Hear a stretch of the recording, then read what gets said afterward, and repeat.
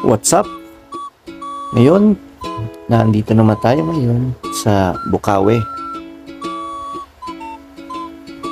May pupuntahan tayong isang resort dito sa may Bukawi, Bulacan.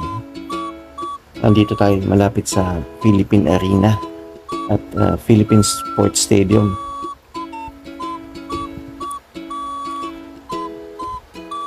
Napakalapit lang mula sa Maynila at yung nakita natin yung Philippine Arena dito.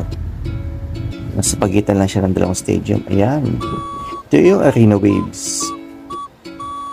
So, meron ditong wave pool, may mga kiddie pool. Ito yung loob. Ang entrance fee dito ay 300 pesos para sa adult. Pwede kayong mag-celebrate